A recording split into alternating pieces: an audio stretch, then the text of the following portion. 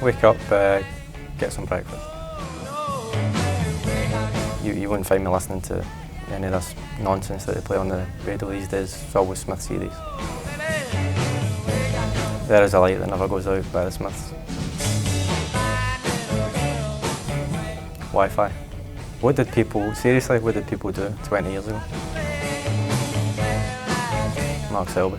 There's always a joke somewhere, or a quick, he's quite quick as well. He's quite witty.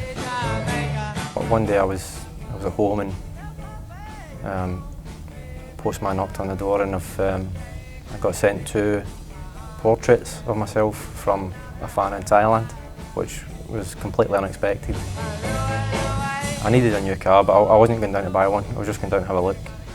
And I ended up that afternoon, I came away with a Volkswagen Golf. It cost me £17,000, so that was quite an expensive impulse. One man's trash is another man's treasure, so I always put things into perspective and just be grateful.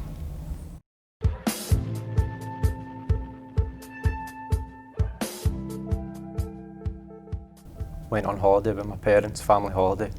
Seen the pool tables, was hooked, and that Christmas of '98 Santa Claus got me a little 6 foot table, and that was me hooked.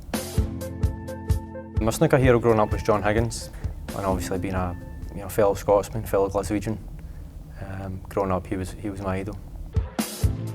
When I played at the Crucible for the first time, I beat Mark Selby, and I played out my skin. I played probably the best match I've played ever, before or since. Yeah, probably never been prouder on a snooker table. It was a match I played as an amateur. The year before I turned pro, I had a chance to qualify for the tour, and I lost in a Scottish amateur semi-final. And if I'd won that, at the time, the best amateur player in Scotland got on the tour. Honestly, I thought the world was going to end after that match. I was devastated. Stephen Hendry, the Scottish player again, and probably the greatest world champion there's ever been, so I'd have to say Stephen Hendry. I'd rather play a younger me because I wasn't as good. I'm not saying I'm any good now, but I certainly wasn't up to much back then. When I was younger, the defeats used to be I just couldn't handle them. So I would say to myself, just take the rough with the smooth and keep the chin up and move on. It has to be the Crucible. Been lucky enough to play a few matches there, and there's no better place to play snooker. Love it.